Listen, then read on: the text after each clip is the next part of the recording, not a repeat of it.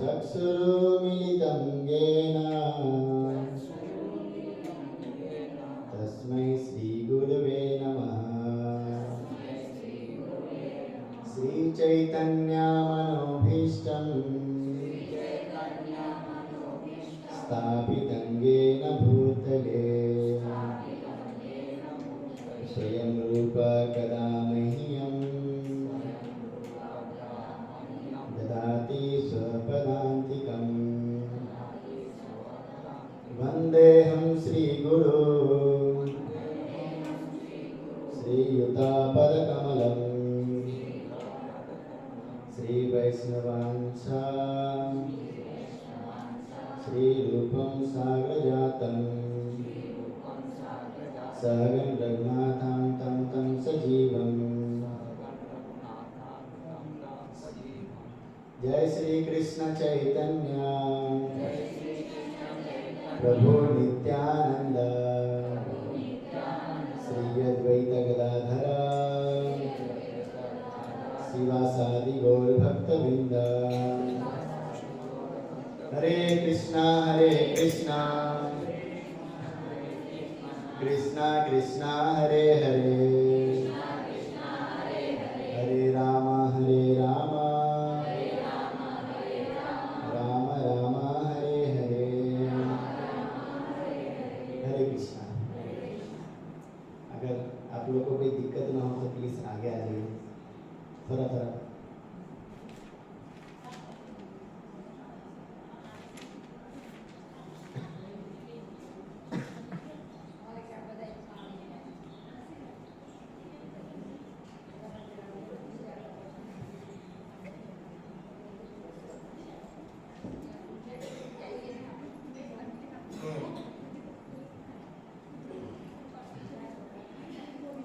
तो आज संडे है, सबको पता है, लेकिन फिर भी इतनी भारी मात्रा में आप लोग आए हैं, आप लोग को बहुत बहुत धन्यवाद।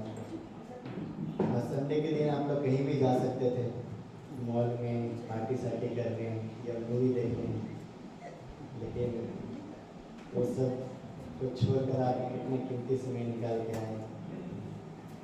तो इससे पता लगता है कि आप लोग की रुचि जो है कहीं ना कहीं भगवत विषय भगवत चर्चा के ऊपर आकर्षित है। ये बहुत सौभाग्य की बात है कि कलयुग जैसे अभी कलयुग का प्रारंभ है और कलयुग के प्रारंभ में भी हम देखते हैं कि कितने सारे ऐसे युद्ध है जो छोटे छोटे जो बच्चे वो भी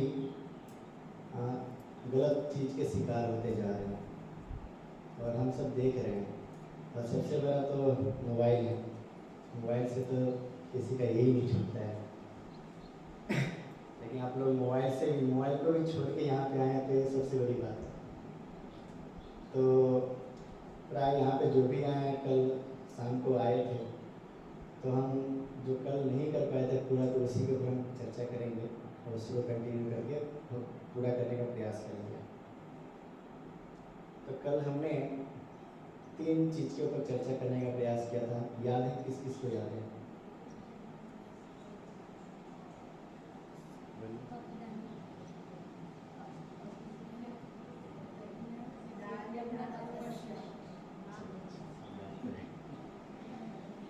एक बार हम श्लोक को वापस से दोहराएंगे, कुछ लोग नहीं दिए तो वो भी इस भगवान के कहा जाता है कि भगवान के जो भी वाणी है भगवत गीता में या भागवत में, वो वाणी ही केवल हम उच्चारण करने मात्र से या श्रवण करने मात्र से हमारे हृदय के कलमश को कलयुग रूपी कलमश को दूर करने के लिए पर्याप्त है। तो आप सब लोग मेरे पीछे उच्चारण करने का प्रयास कीजिए। यज्ञ दान तप कर्म, यज्ञ दान तप कर्म, न त्याज्यं कार्यमेव तत्,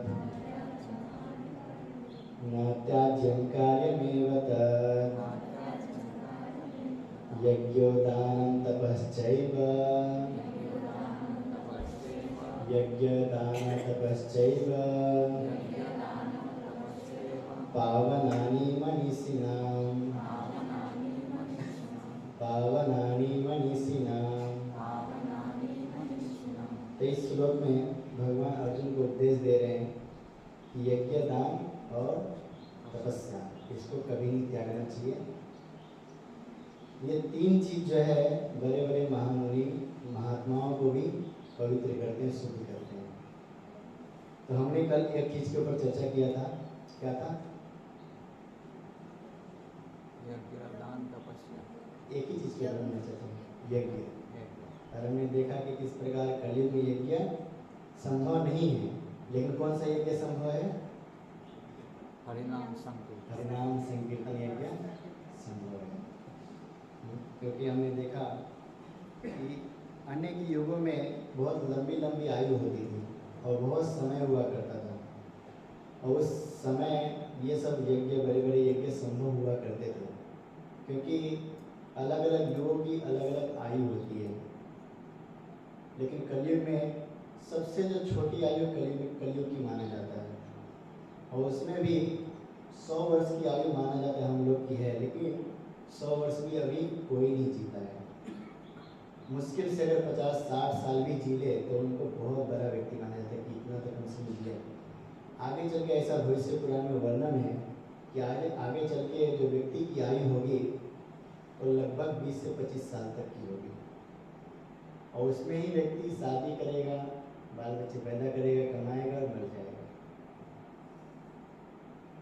तो इतनी कम आयु होने के बावजूद भी हम बहुत लंबे लंबे सपने देख के रखते हैं कि ये करेंगे, वो तो बहुत लंबे लंबे प्लान हमारा रहता है ना। लेकिन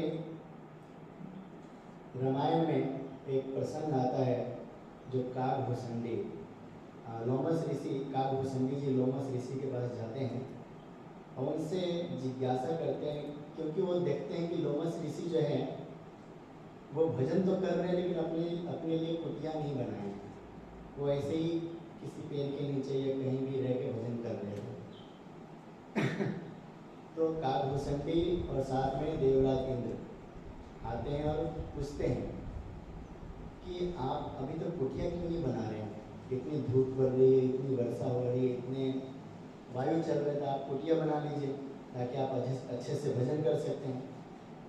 तो लोमस ऋषि कहते हैं कि समय कहाँ है कुटिया बनाने का, भजन करने का टाइम नहीं मिलता, तो उसमें मैं कुटिया कैसे बनाऊंगा? तो देवराज इंद्र को, वो तो देवता है, वो तो किसी की भी आयु देख सकते हैं, तो उन्होंने देखा कि अरे इसकी आयु इतनी लंबी है और ये बोल रहे हैं कि मेरे पास समय नहीं है। फिर भी उन्होंने उनसे पूछा वैसे आपकी आयु कितनी है? तो लोमस ऋषि कहते हैं कि हे इंद्र, आप मेरे शरीर में बाल देख रहे हो? तो लोमस ऋषि का नाम इसके लिए लोमस पड़ा है क्योंकि उसके पूरे शरीर में, यहाँ से लेकर पूरे शरीर में बाल ही बाल थे, रोम रोम थे। तो इंद्र, देवराज इंद्र बोले कि हाँ मैं देख रहा हूँ। तो उन्होंने कहा कि जिस दिन ये पूरे बाल खत्म हो जाएंगे उस दिन मेरी मृत्यु होगी। अच्छा, तो बोले कि एक बाल कब वैसे गिरता है? तो बोले कि एक बाल ब्रह्मा जी का जब एक रात बीतता है तो मेरा एक बाल गिरता है। ब्रह्मा जी का एक बाल? और उन्होंने पूरा विस्तार से बताया कि ब्रह्मा जी की दिन कितना है और ब्रह्मा जी की रात्रि कितनी है। भगवद गीता में भगवान कहते हैं सहस्त्र युग पर्यंतम। ब्रह्मा जी का जब 1000, जब हमारा चतुर्युग होता है ना, 4 युग कौन कौन से हैं? सतयुग, त्रेता युग, द्वापर, कलयुग। ये 4 युग मिलाकर एक दिव्य युग होता है, इसका एक दिव्य युग बोलते हैं। और जब चारों युग 1000 बार जब चक्कर लगाता है तो ब्रह्मा जी का 12 घंटा बीतता है। कितना? जब हमारा 4 युग 1000 बार चक्कर लगाता है तो ब्रह्मा जी का 12 घंटा बीतता है। और ऐसे ब्रह्मा जी जब हजार दूसरा 1000 जब चक्कर लगाता है तो ब्रह्मा जी की रात्रि बीतती है, मतलब 24 घंटे। और ऐसे ब्रह्मा जी 100 साल तक जीते हैं। ऐसे ब्रह्मा जी 100 साल तक जीते हैं। और 12 घंटा जब बीतता है तो लोमस ऋषि का रोम का एक रोम गिर जाता है। आप सोच लीजिए कि लोमस ऋषि का उम्र कितनी लंबी है। और वो लोमस ऋषि कह रहे हैं कि मेरे पास कुटिया बनाने तक का समय नहीं है। तो इस समय क्या सीखना चाहिए? हाँ, हमारी 100 साल की आयु भी नहीं है, लेकिन फिर भी हम बहुत प्लान करते हैं, ये घर बनाएंगे, वो वहाँ जमीन लेंगे, हर चीज़ करेंगे। ये सब करना गलत नहीं है, नहीं तो कल से ऐसा ना हो कि सब छोड़ छाड़ के चलो हरिद्वार, ऐसा नहीं होना चाहिए। तो कहने का ये है कि भगवान ने अगर हमें जीवन दिया है तो उस जीवन का किस प्रकार से उपयोग करना चाहिए, किस प्रकार से अपने जीवन को संवारना चाहिए, उसका उपदेश भी हमें दिया है।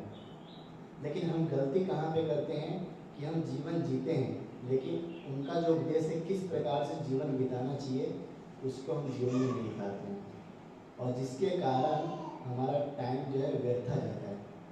जितने भी संत हुए, जितने भी महामुनि हुए या भक्त हुए, वो सब एक ही बात कहते हैं, मानुष तन अनमोल रे, मिट्टी में न डोल रे, ऐसा जीवन मिला है बंदे फिर नहीं मिलेगा कभी नहीं कभी। मतलब मनुष्य शरीर को बहुत महान मानते हैं। क्यों?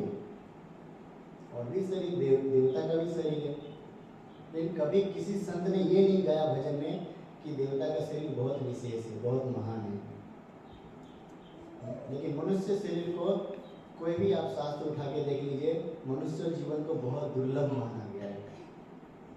और भागवत में भी कहा गया है, दुर्लभम मानुषम जन्म तदप्य अर्थम अर्थदम, कि मनुष्य जीवन बहुत ही दुर्लभ है और ये बहुत भाग्य से मिलता है। तो मनुष्य जीवन का हमें किस प्रकार उपयोग करना चाहिए, किस प्रकार संवारना चाहिए, उसका उपदेश भगवान भगवद गीता में पूरे विस्तार से बताते हैं। लेकिन हम पढ़ते ही नहीं, हमारे पास टाइम ही नहीं है। हम जीवन में हर चीज़ के लिए टाइम निकाल लेते हैं, है ना? अगर पार्टी करना हो, अरे फ्री हो चलो चलो चलते हैं, या कहीं मूवी देखने जाना हो, मना नहीं करेंगे, बोलिए टाइम नहीं यार, उस टाइम तो टाइम निकल जाता है, नहीं टाइम रहता फिर भी निकल जाता है। लेकिन जहाँ पे भगवद गीता की पढ़ने की बात आती है, भगवान के नाम लेने की बात आती है, वहाँ पे हमारे पास टाइम ही नहीं। एक संत कहते हैं वृंदावन के कि जो कहता है कि मेरे पास टाइम नहीं है ना, तो उस व्यक्ति को निश्चित रूप से नरक में जाना पड़ता है। और नरक में जब यातना भोग रहा होता है तो वहाँ पे राधा कृष्ण हेलीकॉप्टर में बैठ कर आते हैं और वो जीव प्रार्थना करता है कि हे भगवान मुझे बचा लीजिए। तो राधा कृष्ण बोलते हैं कि बस टाइम नहीं है, मैं बाद में आऊँगा, तब टाइम मिलेगा तो। ऐसे एक संत का भाव है। तो हम कल के श्लोक के ऊपर हम आगे बढ़ेंगे। कल हमने थोड़ा जाने थे कि किस प्रकार से यज्ञ महत्वपूर्ण है, हर व्यक्ति के लिए यज्ञ करना चाहिए, रोज करना चाहिए और प्रतिदिन नियमित रूप से करना चाहिए। तो यज्ञ क्या है? हरिनाम संकीर्तन यज्ञ। हरिनाम संकीर्तन यज्ञ करने से कलयुग के जितने भी कल्मश है वो कल्मश दूर हो जाते हैं। और वो कल्मश दूर होने से, जैसे अमोघ लघु का आप लोग सब जानते ही हैं, और कुछ लोग फैन भी है यहाँ पे। तो अमोघ लघु कहते हैं कि जो हरिनाम संकीर्तन है वो आहुति के समान है, और जो हमारी जीवा है, वो जो आहुति जो डालते हैं ना डंडा, वो डंडे के समान है, और जो हमारा कर्म है वो यज्ञ कुंड के समान है। मतलब हरिनाम रूपी आहुति को लेकर हम कर्म रूपी यज्ञ कुंड में हम डाल रहे हैं इस हरिनाम संकीर्तन को, भगवान के नाम को। और जब उसको हम जब डालते हैं तो वही नाम हमारे हृदय में जाकर हमारे जितने भी कलमश है, जितने भी हमारे पाप है, वो सबको धो डालता है। और जब वो धो जाता है, धुल जाता है, तो धुलने के बाद फिर वहाँ पे राधा कृष्ण विराजमान होते हैं। ऐसा श्री रूप गोस्वामी कहते हैं, एक कर्म दीपिका करके पुस्तक है, तो उसमें बताते हैं कि जब व्यक्ति के हृदय में हरिनाम जब प्रवेश करता है तो वो जो नाम है वो व्यक्ति के हृदय के कलमश को साफ करके उसके शरीर के जितने भी कलमश से साफ जब हो जाते हैं तो राधा कृष्ण प्रवेश हो जाते हैं। और जब राधा कृष्ण जो विराजमान हो जाते हैं हृदय में, तो हमारा जो हृदय है वो पूर्ण रूप से आनंदित हो जाता है। हमें स्वाभाविक रूप से हमें भगवान के प्रति आकर्षक जागने लगती है। फिर हमें ये नहीं लगता कि अरे क्या कल ही तो गए थे मंदिर, अब क्यों जाना, कल ही तो भगवान का नाम लिए थे, अब क्यों लेना। नहीं, स्वाभाविक रूप से आपकी जीभा 1 मिनट भी भगवान के नाम लिए बिना रुक नहीं सकती है, ऐसा हो जाता है। एक समय की बात है, एक भक्त थे, तो राम जी के भक्त थे, तो राम राम राम राम करते करते जा रहे थे, तो उनको बड़ी जोर से आई सुसु, तो वो करने जा रहे थे टॉयलेट में, तो वो उससे उसके जीवन से वो राम का नाम रुक ही नहीं रहा था, वो कंटिन्यू राम राम राम करते रहे। लेकिन अब वो सोचने लगे, अरे बाथरूम जा रहा हूँ, कैसे मैं भगवान का नाम लूँ, ये तो अशुद्ध हो जाएगा। तो उन्होंने अपनी जीवा को पकड़ के वो करने लगे, फिर भी वो हो रहा है, भगवान का नाम निकल रहा है। तो हनुमान जी आए और पीछे से एक लात मारे, जोर का लात मारे। तो उनको समझ में नहीं कि कौन मारा मुझे, बंद हो गई, थोड़ा आवाज़ कम कीजिए नहीं तो वो बंद हो जाता है।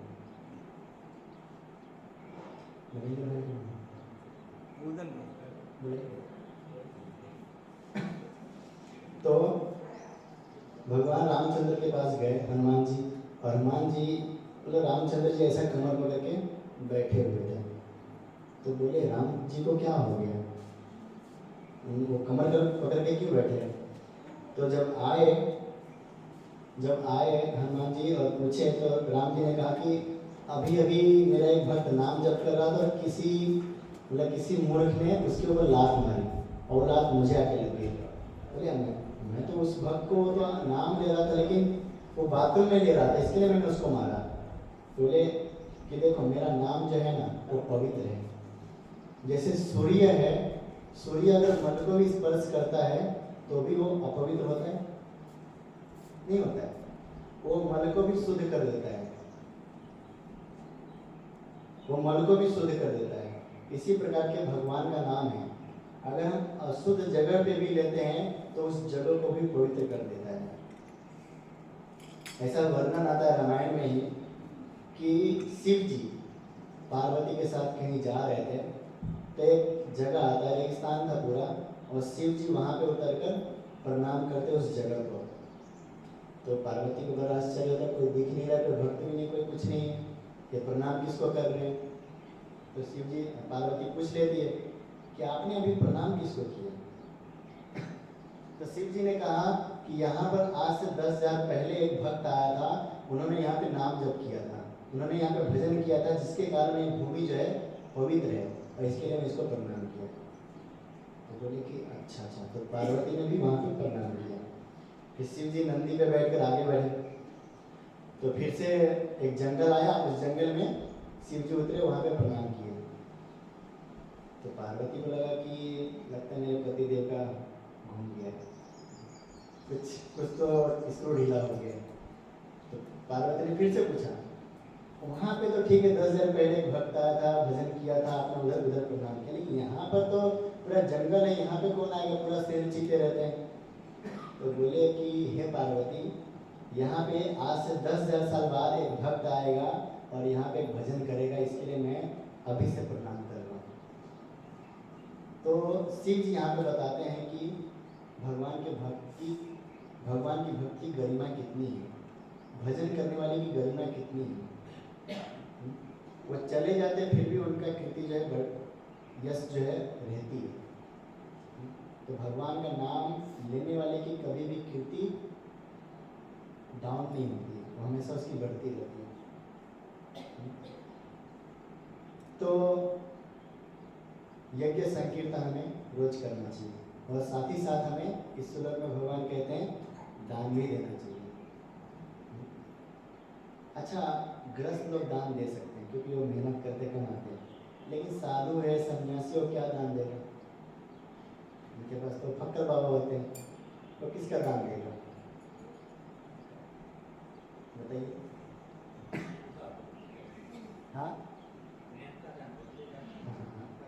ज्ञान का दान, तो वही सही कह रहे हैं। साधु के पास सबसे अगर कोई संपत्ति है तो वह ज्ञान की संपत्ति, भक्ति की संपत्ति, और वो केवल एक साधु के पास होती है, वो भी हृदय में होती है, और जिसको कोई लूट नहीं सकता है, जिसको कोई लूट नहीं सकता है, न चोर लूट सकता है, न डाकू लूट सकता है। तो एक साधु ज्ञान का दान करता है, भक्ति का दान करता है, लोगों के घर घर जाता है, उनको उपदेश देता है। जो हम जैसे बद्ध जीव है, जो माया में फंसे रहते हैं, उनको उपदेश देकर भगवान कृष्ण के साथ उसका संबंध को जोड़ता है, स्थापित करता है। तो ये है साधु, और ये दान करते हैं। अच्छा, साधु तो दान करते हैं, फिर हम गृहस्थों का कौन सा दान करना चाहिए? गृहस्थों को भी तो दान करना चाहिए। तो गृहस्थों के लिए भगवद गीता में और भगवान और श्रील प्रभुपाद जी इसी तात्पर्य में कहते हैं, मैं आपको सुनाता हूँ।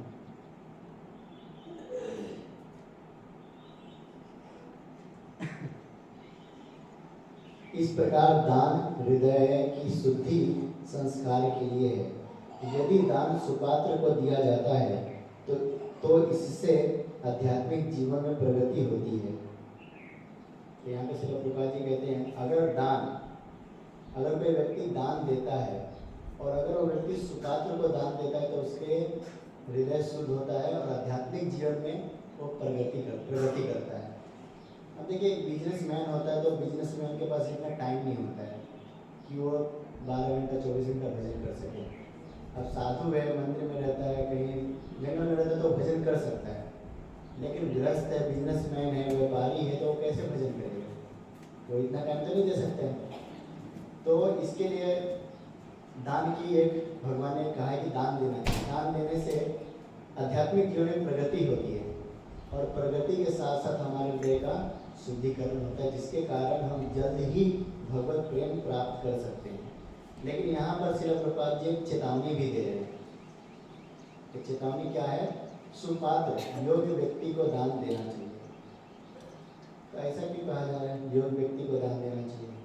अब दान हमारा देना काम है, अब वो योग्य हो या नहीं हो, दान तो देने से मतलब है। भगवान तो देख ही रहे कि हमने दान दिया है। तो यहाँ पे एक साधु थे, मैं सुन रहा था लेक्चर, तो उसमें बता रहे थे कि अगर योग व्यक्ति को अगर हम दान नहीं देते हैं तो उस दान का अगर वो दुरुपयोग करता है तो उसका सारा जो फल है वो दान देने वाले व्यक्ति के ऊपर आता है। जैसे आपने किसी भिखारी को दान दिया, अब वो भिखारी है, अब वो दान का वो क्या करेगा? हो सकता है दारू पी ले, हो सकता है सिगरेट पी ले। तो आपने दान दिया, हालांकि उसका पेट भरने के लिए दान दिया था, लेकिन वो दान का क्या किया, वो क्या उपयोग किया, आपको कैसे पता चलेगा? तो अगर दान का दुरुपयोग करेगा, डिस्को में जाएगा, शराब पिएगा, दारू पिएगा, तो उसका तो पाप लगेगा ना। अब पाप करवाने वाला कौन है? जिसने दान दिया। अगर उसके पास पैसे नहीं होते तो शराब खाने में नहीं जाता, लेकिन पैसे देने वाले ने पैसा दे दिया और फिर उसको पैसे मिल गए तो शराब खाने में जाके दारू पी लिया, उसको पाप लगा। और पाप लगा तो उसका जो फल है वो उसको ही मिलेगा और दान देने वाले को ही मिलता है। इसके लिए यहाँ पे श्रील प्रभुपाद जी चेतावनी दे रहे हैं कि दान देना है तो सुपात्र व्यक्ति को देना चाहिए।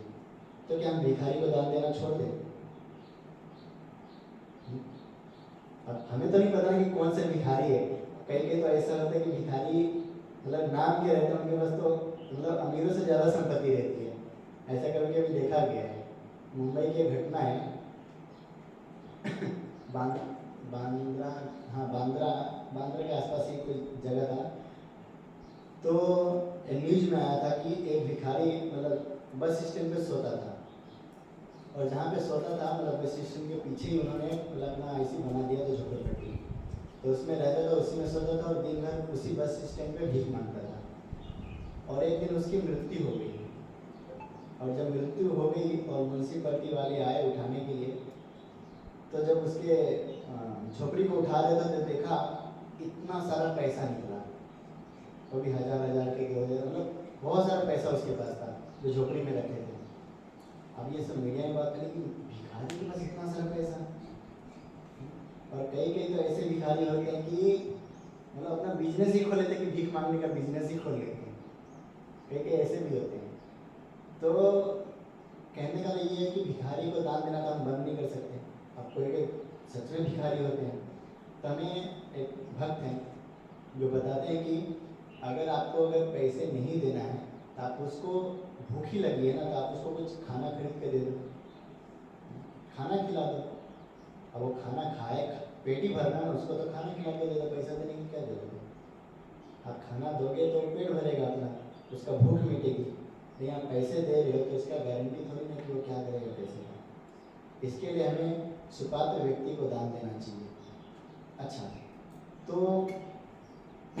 कलयुग में तो ऐसा है कि दान देने का मन भी नहीं करता है। तो यहाँ पर आपने कर्ण का नाम सुना ही होगा, दानवीर कर्ण का नाम सब लोग जानते ही हैं कि कितने बड़े दानी थे और बहुत बड़े बड़े दानी भी हुए हैं। तो महाभारत में कर्ण का नाम आता है, जो दान देने में कभी भी वो चुकता नहीं था। मतलब उसका दिनचर्या ही था कि जैसे ही स्नान हुआ, शिव जी को सूर्यदेव को जल अर्पण किया और उसके बाद सारे ब्राह्मण जो होते थे वो लाइन में खड़े होकर दान लेकर जाते थे। तो एक समय की बात है, एक ब्राह्मण को आने में थोड़ा लेट हो गया और जो भी दान जो लाए थे कर्ण, वो सब खत्म हो गया था।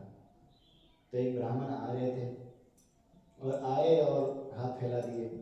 अब कर्ण के पास कुछ था नहीं, तो उन्होंने अपने मंत्री को बोला कि जाओ कुछ लेके आओ। तो मंत्री फटाफट गए दौड़ दौड़ के, लेकिन कर्ण ने सोचा कि वो जाएगा फिर आएगा तब तक बहुत देर हो जाएगी। तो उसने राइट हैंड में एक अंगूठी पहनी थी सोने की अंगूठी पहनी थी। उन्होंने लेफ्ट हैंड से निकाला और ब्राह्मण को दे दिया। जैसे ही दे दिया वैसे मंत्री भी आगे पीछे से, और महाराज को रोकने वाले थे तब तक वो दान दे चुके थे। अब दान दिया हुआ चीज़ तो ले नहीं सकते। तो कर्ण ने कहा कि हो गया, अभी कोई जरूरत नहीं है, दान दे दिया मैंने। तो वो ब्राह्मण चला गया। अब यहाँ पे मंत्री को एक संशय हुआ कि महाराज आपने दान दिया, ठीक है मैं समझ गया, आपने मेरी प्रतीक्षा नहीं की, लेकिन आपने लेफ्ट हैंड से दान क्यों दिया?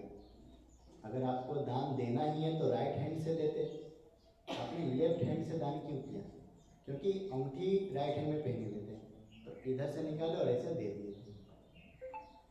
तो आप लोगों को क्या लगता है, क्या बोले होंगे कल? बताइए, कुछ तरह इमेजिन कीजिए। देखना सब यहीं पे है कि कहीं और भटक रहे हैं? क्या बोले होंगे?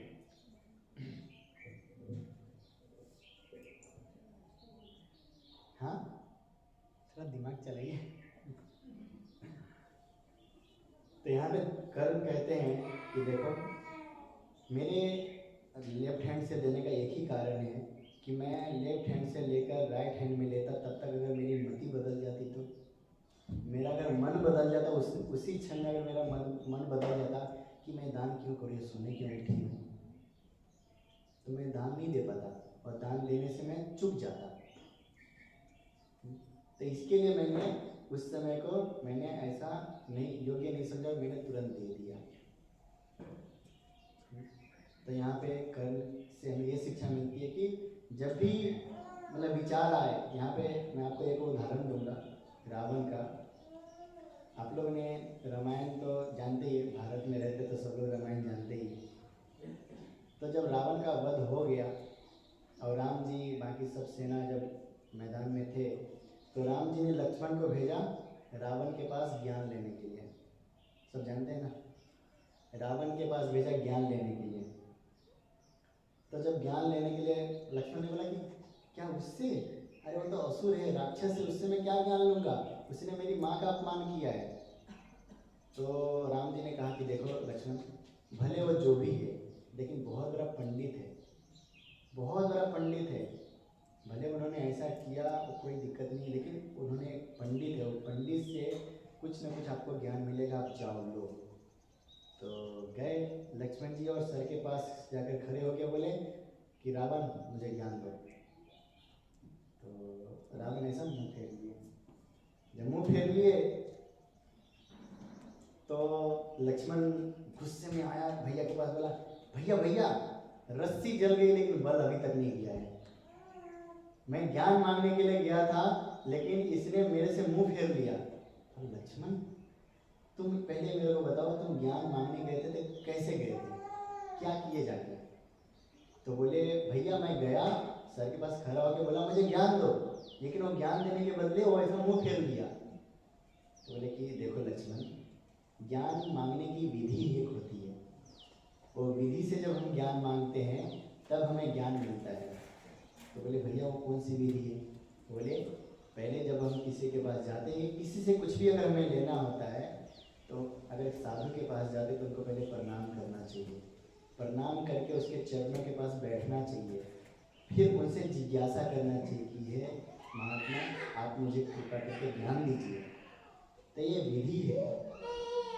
तो फिर लक्ष्मण गए, लक्ष्मण इस बार गए, रावण को प्रणाम किया, प्रणाम करके चरण के पास बैठे और रावण से निवेदन किया कि हे महात्मा आप मुझे ज्ञान दीजिए।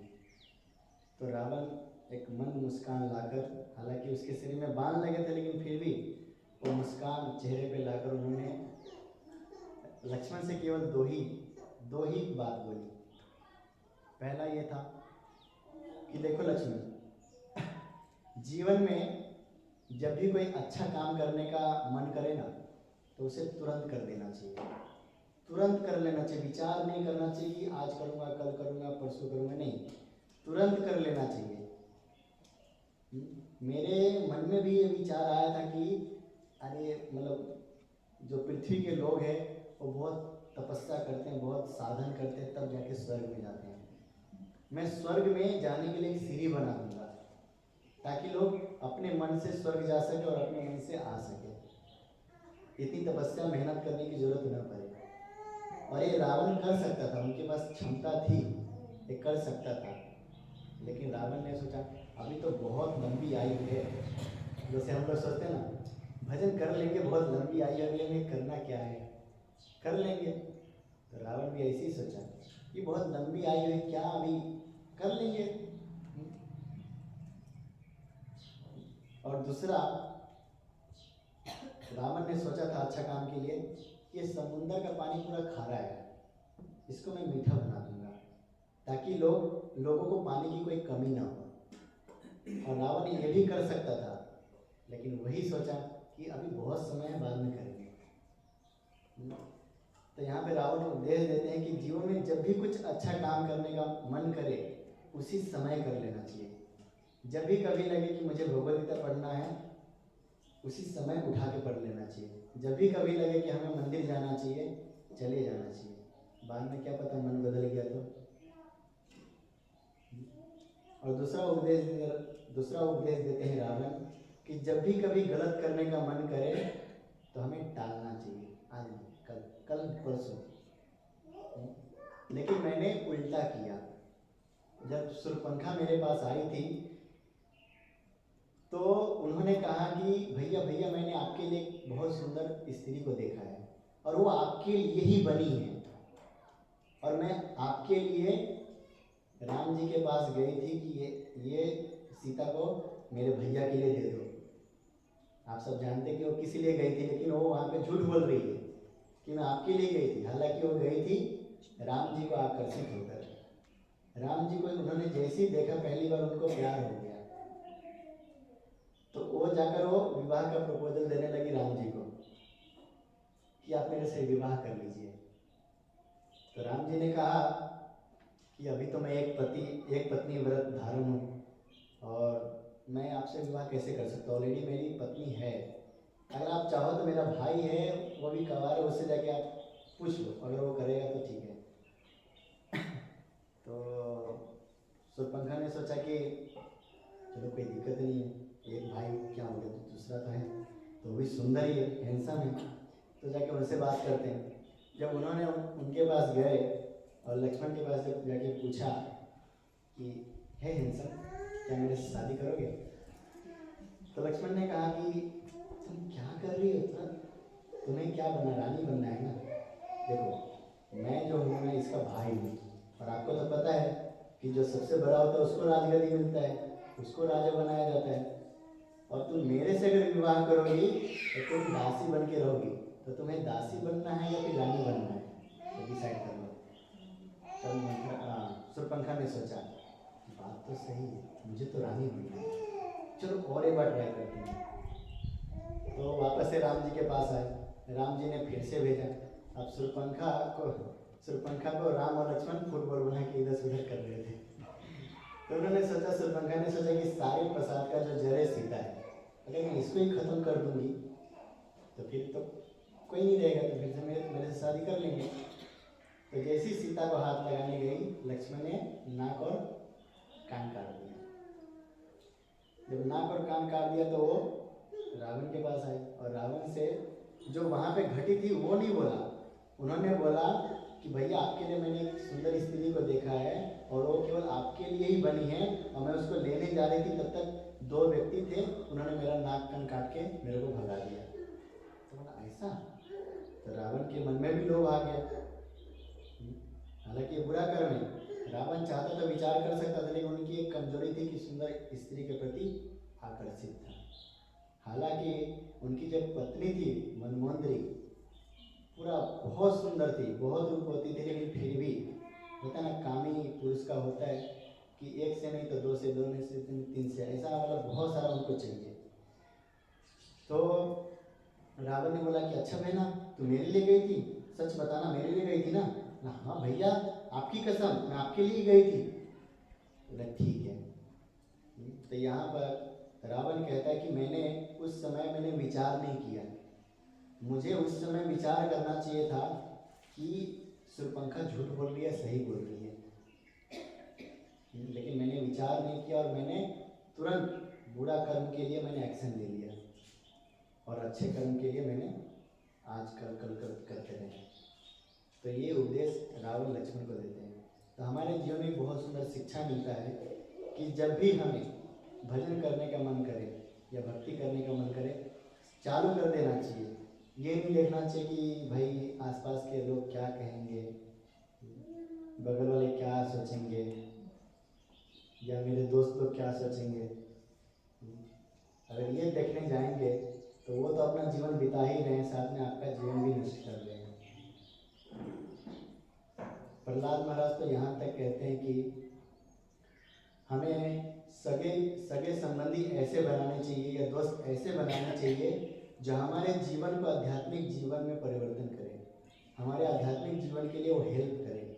अगर वो हेल्प नहीं करता है तो वही जो सगे संबंधी है हमें नरक के ओरगामी कर रहे हैं, हमें नरक के रास्ते में चला रहे हैं। और ऐसे दोस्तों से, ऐसे रिश्तेदारों से हमें सतर्क हो जाना चाहिए। ऐसा नहीं कि संबंध तोड़ देना चाहिए, नहीं, हमें संबंध रखना भी है और नहीं भी रखना है। और उनको ये नहीं लगना चाहिए कि भाई आपसे संबंध नहीं है, नहीं, लेकिन हमें उतना ही संबंध बनाना चाहिए जितना दाल में नमक होता है। समझ रहे ना? दाल में अगर नमक ज़्यादा हो जाए तो कुछ काम का नहीं, कम हो तो भी गड़बड़ है। तो हमें संबंध बनाना है लेकिन उतना ही जितना आवश्यकता हो। अगर हम उसका ही संग करते रहे दिन भर, दिन रात अगर उसका ही संग करते हैं तो हम भी उनकी तरह ही बन जाएंगे। जैसे अगर शराबी है तो शराबी को शराब पीने की आदत है, लेकिन एक अच्छा व्यक्ति अगर उसका संग करने लग जाए, एक दिन करे, दो दिन करे, कोई प्रॉब्लम नहीं है, रोज रोज अगर उसका संग कर रहा है एक दिन वो भी शराबी बन ही जाता है। इसके लिए हमें किसका संग करना है, किसके साथ बैठना है, किसके साथ खाना है, तो सब हमें विचार करके करना चाहिए, ऐसी अंधेधुंध नहीं करना चाहिए। तो यहाँ पर रावण का उपदेश बहुत ही लक्ष्मण को अच्छा लगा, उन्होंने फिर से प्रणाम किया और फिर वापस आए। तो यहाँ पर मैं दान के ऊपर चर्चा कर रहा था कि दान हमें योग्य व्यक्ति को और हमें सुपात्र व्यक्ति को दान देना चाहिए, जिससे हम आध्यात्मिक जीवन में उन्नति करें। और फिर तीसरा था तपस्या, यज्ञ, दान और तपस्या। तपस्या हमें क्या करना चाहिए? एक पैर पे खड़े होके रोज सुबह सुबह 2 घंटा योगासन करना चाहिए, है ना। तपस्या के विषय में भगवत गीता के 6ठे अध्याय में भगवान विस्तार से बताते हैं कि हमें तपस्या कैसी करनी चाहिए। आजकल के लोग क्या है ना, तपस्या भी करते हैं तो कुछ अलग ही ढंग से, मतलब मनमाना ढंग से करते हैं। मतलब उपवास भी रहेंगे तो मनमानी ढंग से, कोई सोमवार रखता है, कोई मंगलवार, कोई बुधवार, कोई शुक्रवार, कोई शनिवार। कोई शनिवार को उपवास रखता है तो बोलते हैं हनुमान जी का उपवास रखते हैं, हनुमान जी के मंदिर जाते हैं, लड्डू चढ़ाते हैं। भाई एक दिन मंदिर जाके हनुमान जी को लड्डू चढ़ाने से क्या एक ही दिन मंदिर में रहते हैं हनुमान जी? बाकी 6 दिन कहाँ रहते हैं? बताइए कहाँ रहते हैं? मंदिर में रहते हैं। एक ही दिन क्यों करते हैं? एक ही दिन क्यों करते हैं? हमें रोज करना चाहिए। तो यहाँ पर तपस्या के विषय में भगवद गीता के 6ठे अध्याय में विस्तार से भगवान बताते हैं कि आजकल के समय में योग, हम योग को ही तपस्या मानते हैं ना। योग करना, ध्यान करना, समाधि में जाना, ये सब तपस्या माने जाते हैं। लेकिन श्रील प्रभुपाद जी कहते हैं कि आजकल के समय में योग करना या ध्यान करना या समाधि में जाना ये पॉसिबल नहीं है, ये संभव नहीं है इस वातावरण को लेकर। क्योंकि अगर आपको ध्यान करना है, ध्यान तक पहुंचने के लिए 8 स्तर होते हैं। आप भगवद गीता पढ़ेंगे तो उसमें बताया जाता है, पहला तो आता है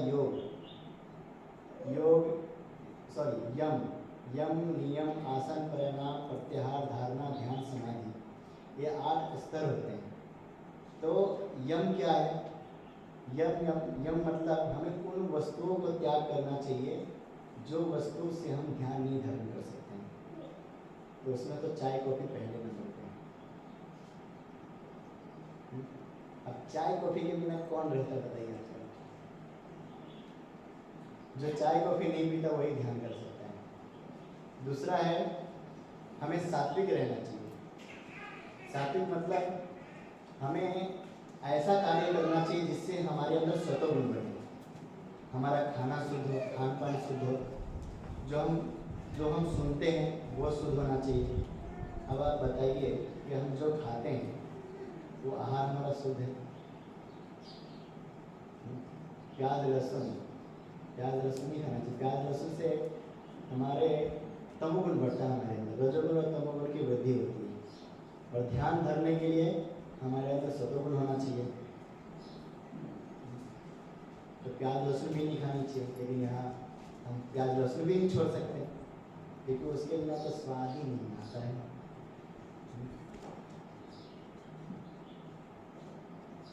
यम, नियम और उन चीज़ को अपने जीवन में अपनाना चाहिए जिसके कारण हम ध्यान में आगे वृद्धि कर सकते हैं। जैसे एक जगह पे आसन लगाना, वहाँ पर कोई शोरगुल नहीं होना चाहिए, वहाँ पर बैठकर भगवान के चरणों का ध्यान करना।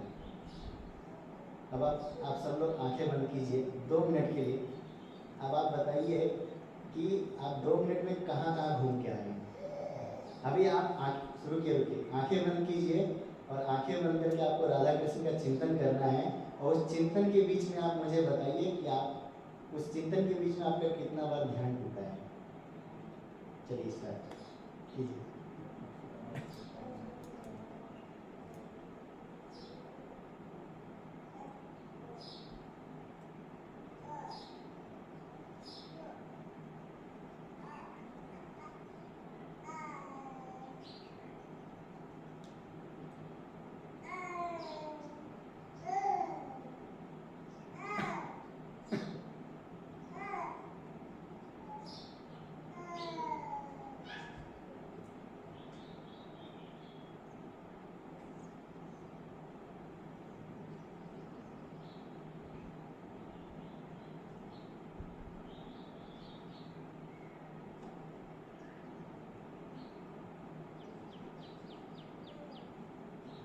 ठीक है, कौन बताएंगे? क्या 2 मिनट के लिए आप जब आंखें बंद किए तो पूरा भगवान कृष्ण के चरणों में ध्यान केंद्रित था या फिर भटकती आत्मा की तरफ भटक रहा था? किसका केंद्र था? हाथ उठाइए। चलिए मैं मानता हूँ कि सबका नहीं हो पाएगा, पर किसका था? आपने ऐसा क्या किया जो आपका ध्यान केंद्रित था?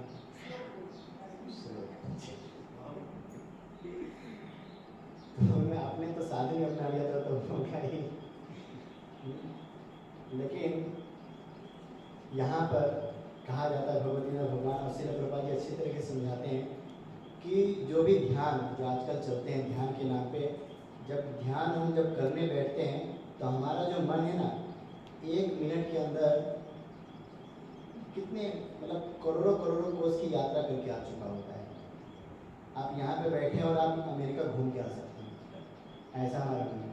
वीजा बिना पासपोर्ट वीजा के ऐसे ही जा सकते हैं, ऐसा हमारा मन है। तो मन को वीजा वजह की जरूरत नहीं है। अगर आपको कहीं घूमना हो ना, फ्री का सोल्यूशन दे रहा हूँ, कहीं घूमना हो कोई पैसा खर्चा करने की जरूरत नहीं है। आप बस एक जगह बैठ जाइए और उस जगह का चिंतन कीजिए, पूरा घूम के अच्छे से आ जाएंगे, बिना टिकट लिए बिना खर्चा किए, पैसा भी आपका बच जाएगा। तो ध्यान के लिए भगवान पूरा विस्तार से 6ठा अध्याय जब पढ़ेंगे तो उसमें बताया जाता है कि जंगल में जाना चाहिए, एक आसन लेना चाहिए जो शेर की छाला हो या मृग छाल जिसे बोलते हैं। तो उस छाल के ऊपर, वो छाल इसके लिए लिया जाता है क्योंकि वो छाल से सर बाकी जो जितने भी जो जहरीले जो जीव जंतु होते हैं वो छाल के आसपास नहीं आते हैं।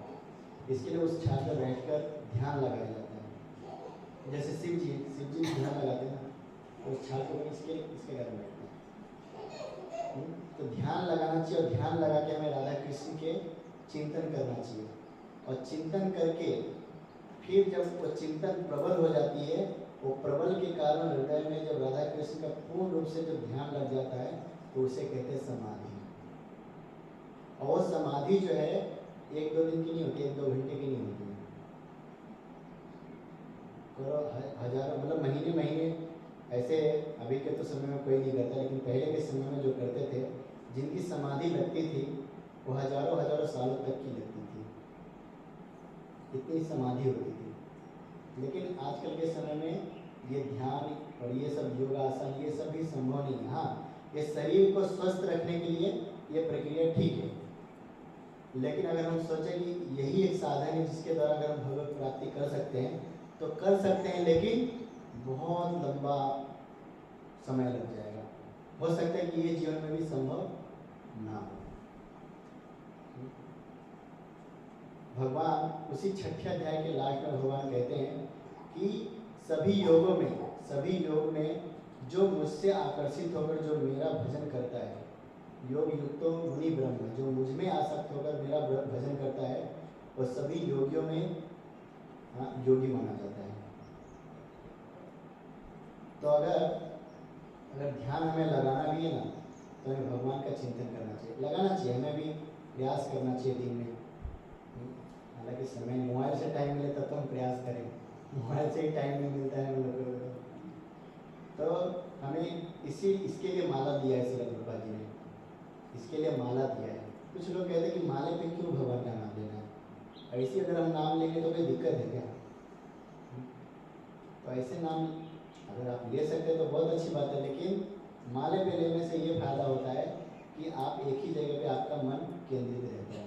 आप अब माला कर रहे हैं तो हरे कृष्ण कृष्ण कृष्ण हरे हरे, हरे राम राम राम हरे। बस ये बोल रहे हैं तो आप सुन रहे हैं, बोल रहे सुन रहे हैं, आपका मन भी सुन रहा है और शांत है। लेकिन आप ऐसे करेंगे, किसी ने बुला लिया, अरे रमेश देख क्या मूवी आई है, तो उधर मन चला जाएगा। कोई बोल दिया देखो पिज्जा में आ जाओ, उधर चला जाएगा। मतलब डिस्ट्रैक्शन बहुत सारे हैं। इसके लिए माला पे करना चाहिए, ताकि हम भले एक माला करें 2 माला करें कुछ समय के लिए, तो आपका मन माला पे है। भले 24 घंटा आप ध्यान नहीं रख सकते, लेकिन आपने 2 माला के लिए तो ध्यान रखा। तो इसके लिए कहा जाता है कि माले के ऊपर भगवान का नाम लेना चाहिए। अच्छा, आप लोगों को पता है कि माया क्या होता है? माया कैसे काम करता है, क्या क्या माया का ट्रिक है, आप जानना चाहेंगे? सुदामा का चरित्र आपको बताता हूँ। आप सबने सुदामा का नाम सुना ही है ना? तो एक बार सुदामा को इच्छा हुई कृष्ण से इच्छा व्यक्त की कि सुदामा मुझे माया को देखना है, मुझे माया दिखाओ। अब कृष्ण ने बोला कि क्या करोगे माया देख के, छोड़ो ना, ये सब कुछ नहीं होता है। बोले कि नहीं कृष्ण, मुझे माया आपका देखना। माया आप बोलते ना, माया मम माया दुरत्तया, मैं देखना चाहता कि आपकी माया कितना कठिन है, जिसको बड़े बड़े लोग ही नहीं पार कर पाते, मैं देखना चाहता हूँ। तो कृष्ण ने बोला कि फिर मैं आपको कभी दिखा दूंगा, अभी छोड़ो। बोले पक्का दिखाओगे ना? हाँ पक्का दिखाओगे। तो भगवान कृष्ण ने सुदामा गए नदी में स्नान करने के लिए। जब नदी में स्नान करने के लिए गए तो सुदामा जो है एक डुबकी लगाए, और डुबकी लगाए तो किसी और किनारे पे निकले, और वो किसी और दुनिया में निकले, किसी और दुनिया में। जब किसी और दुनिया में निकले तो देखा बाहर ढोल नगाड़े बज रहे हैं और सब सहनाई बज रही है। तो सुदामा को लगा यहाँ पे क्या हो रहा है, वो समझ नहीं पाया। उन्होंने वो जब बाहर आया और बाहर आके सभी जो वहाँ के जो कबीले के वासी थे, आदिवासी लोग, उनका स्वागत किए। बोले आइए महाराज, आइए आइए, आपका स्वागत है। कौन महाराज? मैं महाराज नहीं। तो उन्होंने कहा कि आप महाराज हैं हमारे। बोले महाराज कैसा? बोले महाराज आपका अभी विवाह होने वाला है। विवाह? अब उसका भी मन भटक गया। और वो बोले कि विवाह कौन है, किससे होने वाला है? तो उसने जब अपनी पत्नी को देखा, होने वाली पत्नी को, बस गए। अब जब बोले कि हाँ मैं ही महाराज हूँ, मुझे पहनाओ, सब शादी कराओ। शादी हुआ, और शादी होने के बाद फिर उसको राजा बनाया गया। अब राज करने लगे। कुछ समय बाद बाल बच्चे भी हुए।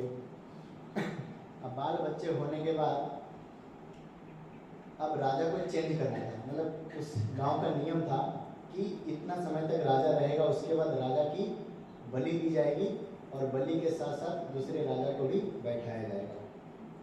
तो जब ये बारी आई चेंज करने की, तो वो सुदामा बहुत डर गया। बोले कि ऐसा किसने नियम बनाया? मैं राजा हूँ, मैं नियम बनाने वाला हूँ, तो तुम लोग ने कैसे डिसाइड कर लिया?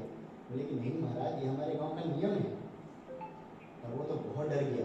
वो करे क्या? और उसकी मृत्यु निश्चित है, और मृत्यु निकट आ रही है, और वो करे तो करे क्या? वो भागने लगे, इधर उधर भागने लगे, सब पकड़ रहे हैं, इधर उधर पकड़ रहे हैं। उसकी पत्नी भी चिल्ला रही है, बच्चे चिल्ला रहे हैं, लेकिन कोई किसी का नहीं सुन रहा है। और उसको बस मरना ही है। और वो क्या किए कि जिस नदी से वो बाहर निकले थे, उसी नदी में वापस से छलांग लगा दिया। और जब छलांग लगाए और जब बाहर आए तो कृष्ण ऐसे बैठे थे। बोले क्यों सुदामा, देख लिया माया को?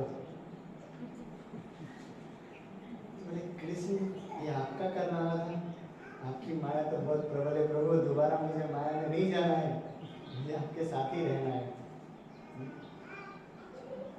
तो कहना तो ये है कि माया, अब सुदामा जो चीज़ को मान रहा था कि ये अपना है, जो हम समझते, ये सब स्वप्न के समान ही था ना। माया जब स्वप्न के समान ही है, उन्होंने स्वप्न में ही देखा कि मैं राजा बन गया, पत्नी है, सुंदर है, सब कुछ है। लेकिन श्री प्रभुपाद जी से किसी ने पूछा कि श्री प्रभुपाद जी माया का मतलब क्या है? तो श्री प्रभुपाद जी ने एक ही उत्तर दिया, माया मतलब जो नहीं है वही है माया, जो नहीं है वही है माया। तो वो व्यक्ति समझ नहीं पाया। तो श्री प्रभुपाद जी लेक्चर में विस्तार करते हैं कि जिस चीज़ को हम देखते हैं, जैसे घोर रेगिस्तान है, रेगिस्तान में कभी कभी ऐसा होता है ना कि आपने देखा होगा कि दिखता है पानी है वहाँ पे, लेकिन वहाँ पे पानी नहीं होता है, बस धूप के कारण ऐसा लगता है पानी है। और जब मृग होते हैं ना, जो हिरन होते हैं, वो इस पानी को चक्कर में वो भागते हैं, अब पानी मिलेगा, अब पानी मिलेगा, लेकिन पानी है दरअसल होता नहीं है। और मृग भागते भागते भागते थक जाता है और फिर मर जाता है। इसी प्रकार संसार में हम देखते हैं हर चीज़ सुंदर है, इतना सब कुछ चल रहा है, पत्नी है, बच्चे हैं, घर है, सब है, लेकिन इस चीज़ को हम नहीं देख सकते हैं कि ये कितने समय के लिए है। और ये न देखने के कारण हम क्या करते हैं, आसक्त हो जाते हैं। ये चीज़ होना, ये चीज़ करना, ये चीज़ को अपने जीवन में लेना, पत्नी बच्चे ये सब करना गलत नहीं है, लेकिन इसमें आसक्त हो जाना ये गलत है। और भगवान यही आसक्ति को काटने के लिए पूरा भगवद गीता भगवान ने सुनाया। अर्जुन को जो सामने जो युद्ध करने के लिए आया था उससे प्रॉब्लम नहीं था, उसको प्रॉब्लम था अपने सगे संबंधी से। कह रहे मैं जिससे मारने जा रहा हूँ वो मेरे सगे संबंधी है। अब और अपने सगे संबंधी के जिसके गोद में मैं खेला, जिसके गोद में पल पल के बड़ा हुआ, मेरा सगा है, मेरा दोस्त है, ये सबको मैं कैसे मार सकता हूँ। और ये मोह होने के कारण भगवान इस मोह को काटने के लिए पूरा भगवद गीता भगवान ने सुनाई। तो गीता का सार क्या है? गीता का सार यही है कि जीवन में हम जो कुछ भी करते, चाहे बिजनेस करें या जॉब करें या कुछ भी करें, शादी विवाह जो कुछ भी करें, वो गलत नहीं है, लेकिन उस चीज़ में हमें आसक्त नहीं हो जाना चाहिए। जो चीज़ हमें भगवान के साथ संबंध बनाकर हमें उसको साथ में लेकर भजन करना चाहिए। और एक उदाहरण देता हूँ। एक बार की बात है, नारद जी ऐसे घूमते घूमते जा रहे थे और नारद जी को एक बहुत इच्छा हो गई। राम जी को बोले कि हे राम जी, मुझे आपकी माया को देखना है। वो भी जिद करने लगे, लेकिन क्या करोगे माया को देखकर, छोड़ो ना, ये सब ऐसी कुछ नहीं है। बोले नहीं प्रभु, आप मुझे बस एक बार दिखा दीजिए। तो राम जी ने बोला कि ठीक है दिखा दूंगा। तो चलते जा रहे थे तो एक बहुत बड़ा शहर आया और शहर में देखा बहुत चमक दमक है, पूरा लगा हुआ है, मेला हुआ सब लगा है। तो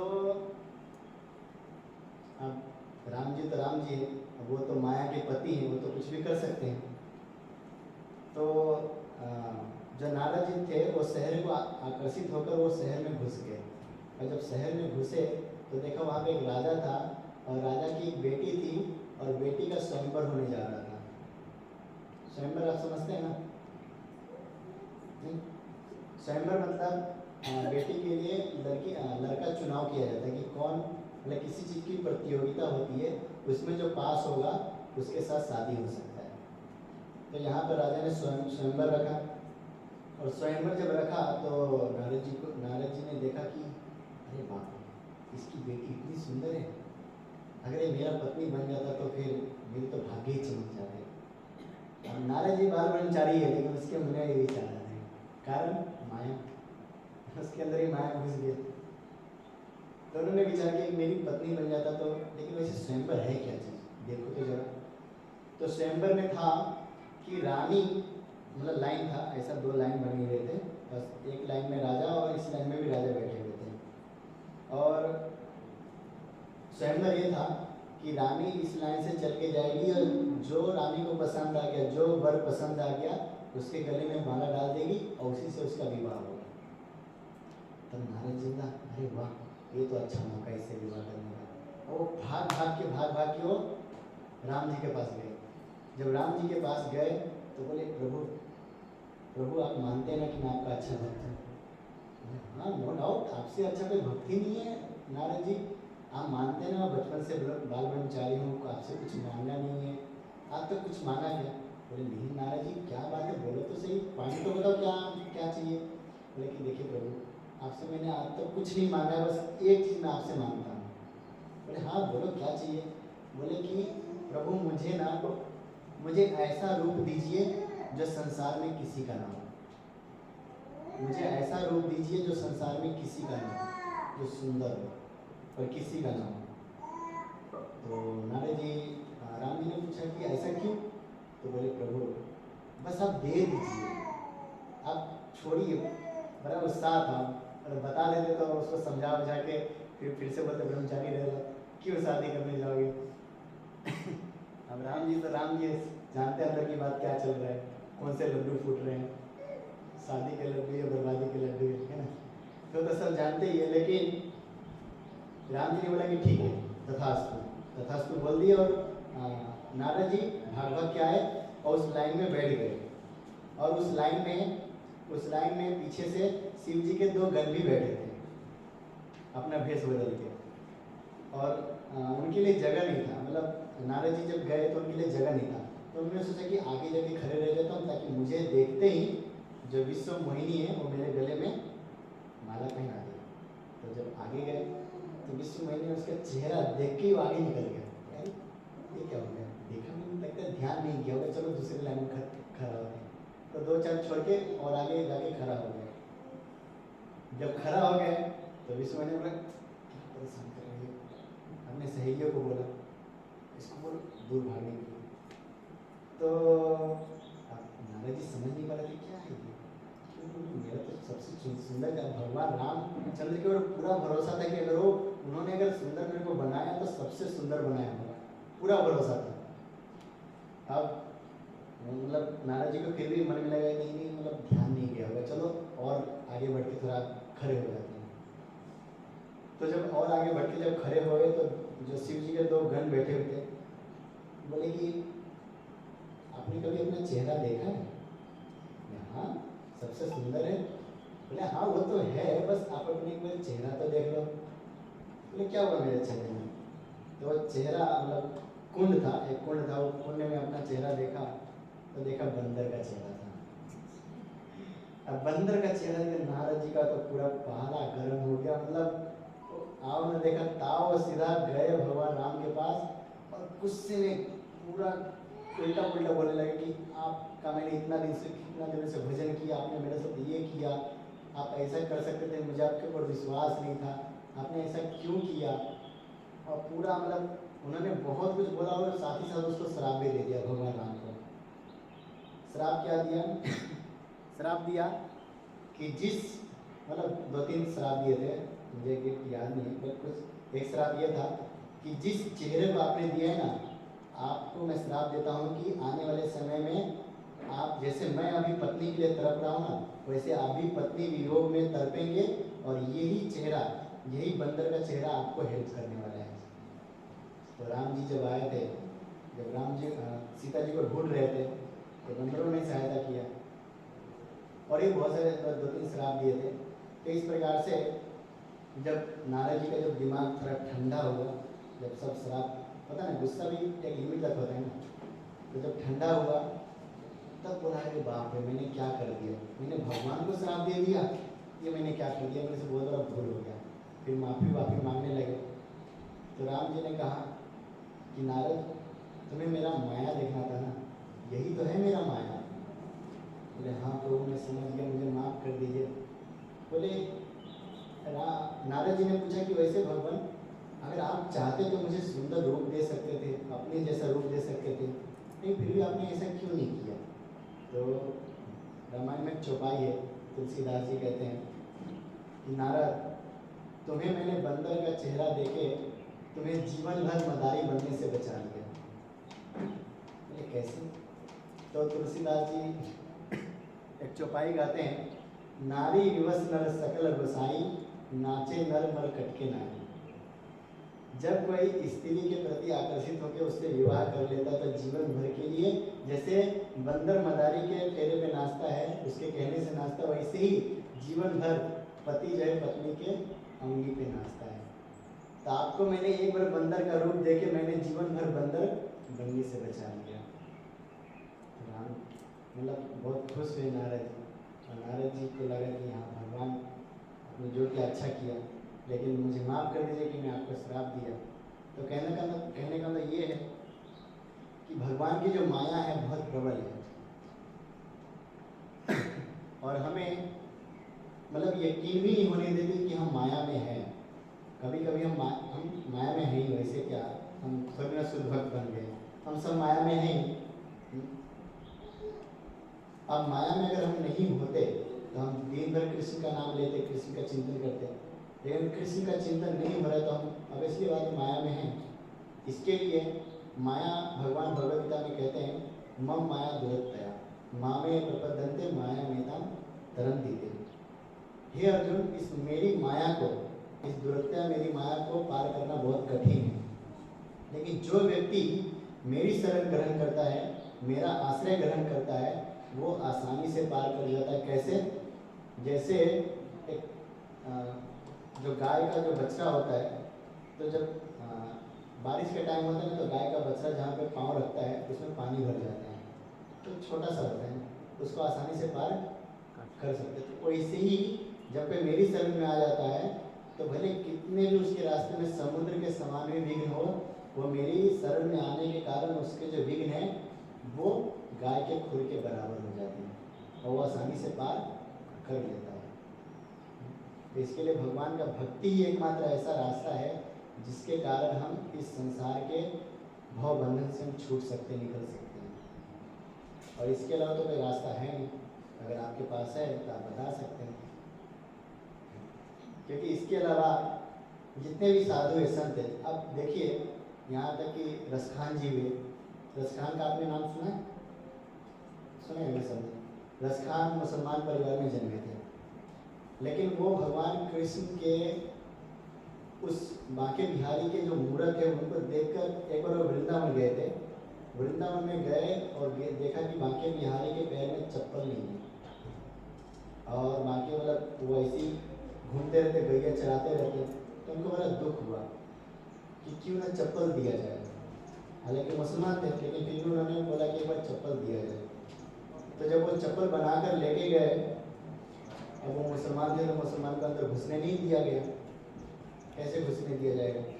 तो उस अंदर नहीं जाने के कारण वो बाहर ही बैठ गए मंदिर के गेट पे और बोले कि जब वो बिहारी आएगा, इसी रास्ते से जाएगा गैया चराने के लिए, तो मैं उसको चप्पल पहना दूंगा। और जब वो बाहर आए, सुबह 5 बजे की बात है, जब बाहर आए तो देखा कृष्ण की पायल की खनखन की आवाज़ से जो रसखान है उनके जो नींद थे वो टूट गई।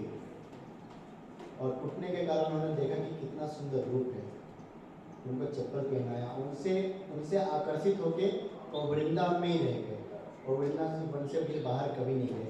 और उनका दोहा बहुत ही अच्छे दोहा है। मैं एक दोहा बोल के समाप्त करूँगा इस गाने को।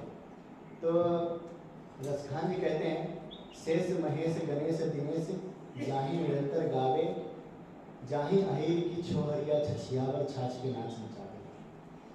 कहते हैं कि जितने भी देवता हैं, चाहे वो शेष नाग हो, चाहे वो शिव जी हो, चाहे ब्रह्मा, चाहे इंद्र हो, जितने भी 33 करोड़ देवी देवता है, यहाँ तक कि नारद, शुक और व्यास, ये सब मिलकर भी भगवान को प्राप्त नहीं कर पाते हैं।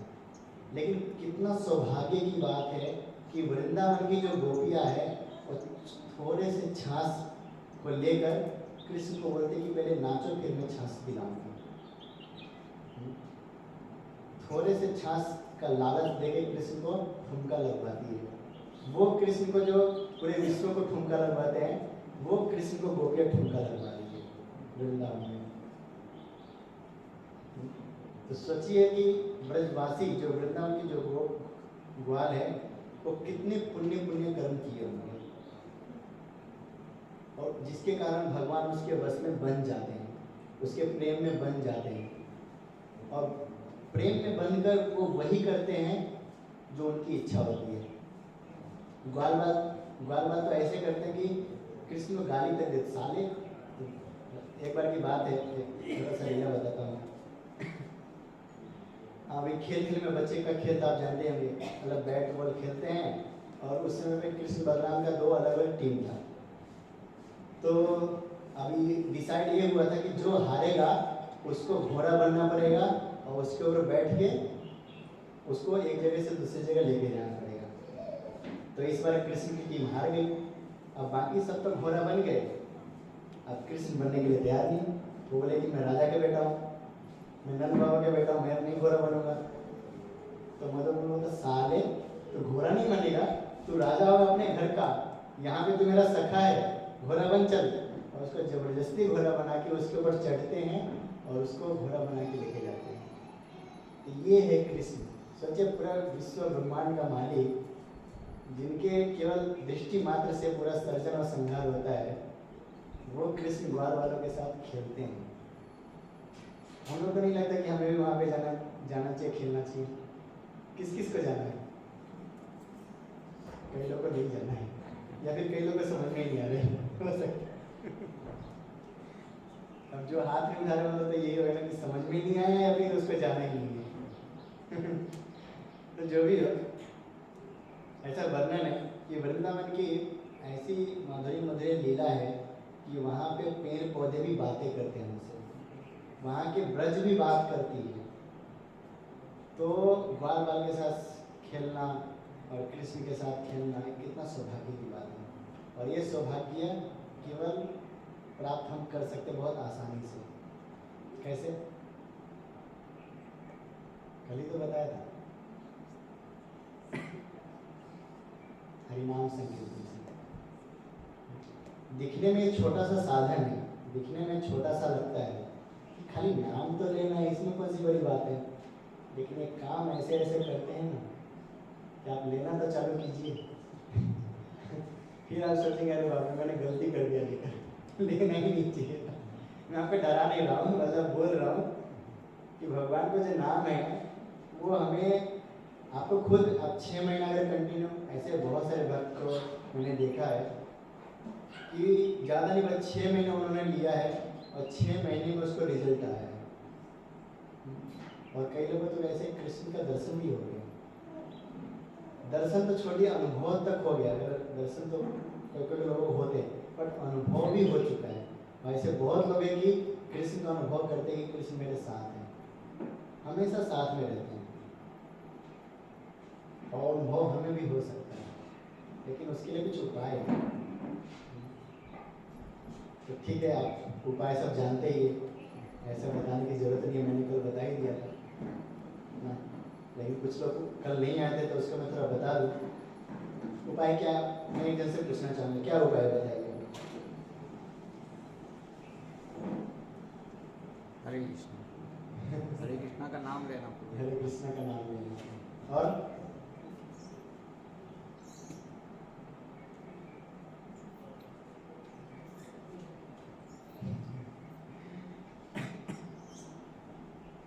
हरे कृष्ण महामंत्र का जप करना, भागवत का, भगवद गीता का पाठ करना, और साधु संतों का संग करना, कथा सुनना, वृंदावन मथुरा वास करना। चैतन्य महाप्रभु ने खाली 5 चीज दी है, खाली 5 चीज। अगर ये 5 चीज अगर कोई करता है तो उसको शीघ्र ही राधा कृष्ण का प्रेम की प्राप्ति हो सकता है। पहला, याद कर लीजिए या लिख लीजिए जो भी करना है। पहला, नाम संकीर्तन, हरि नाम का जप करना है, कीर्तन करना। दूसरा, भगवद गीता भागवत का पढ़ना या श्रवण करना। तीसरा, अर्च विग्रह की पूजा करना। सबके घर में विग्रह है, लड्डू गोपाल हो या राधा कृष्ण, उनकी पूजा करना। चौथा, धाम वास करना। धाम वास मतलब वृंदावन, द्वारिका, मथुरा इत्यादि धामों में हम वहाँ तो रह नहीं सकते, लेकिन कुछ दिन वहाँ पे जाके बिता के हम आ सकते हैं, तो धाम वास करना। और 5वां क्या है? बोलो बोलो।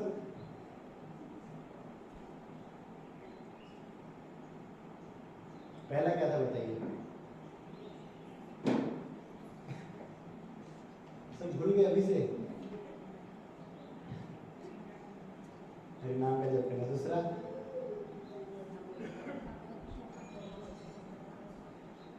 थोड़ा जोर से आवाज निकले, प्रसाद है, भरपूर प्रसाद है, चिंता मत कीजिए।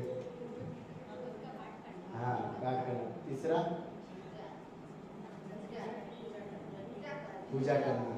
चौथा, धाम वास करना। 5वां, भगवान की लीलाओं का, कथाओं का श्रवण करना। अगर ये 5 चीज अगर कोई करता है तो तुरंत ही राधा कृष्ण के चरणों में प्रीति उत्पन्न हो जाती है। बस ये 5 चीज तो आप लोग करते ही, बस मुझे करने की जरूरत है। तो आप सब लोग मुझे आशीर्वाद दीजिए कि मैं भी इस चीज़ को करूं, और मैं भी, आप लोग का प्रेम तो है ही भगवान कृष्ण के प्रति, और मेरा भी प्रेम भगवान के प्रति उत्पन्न हो। ऐसा आप लोग से, आप लोग के चरणों में मेरा विनती है कि आप सब लोग मुझे आशीर्वाद दीजिए। हरे कृष्णा हरे कृष्णा कृष्णा कृष्णा हरे हरे, हरे राम कुछ संशय या कोई डाउट है या किसी को कुछ पूछना है? अच्छा, सबको समझ में आए ना, या मैं पूछूं? जब कोई प्रश्न नहीं होता ना तो मतलब बहुत भक्त लोग बोलते हैं कि 2 ही चीज होता है, एक तो आपको सब कुछ समझ में आ गया, या दूसरा आपको कुछ भी समझ में नहीं आया। तो मेरे से आप सब समझदार है, सब समझ गए, इसलिए कोई नहीं, आप सब लोग के लिए प्रसाद इंतजार कर रहे हैं, प्रसाद दे सकते हैं। हरे कृष्ण। हरे कृष्ण।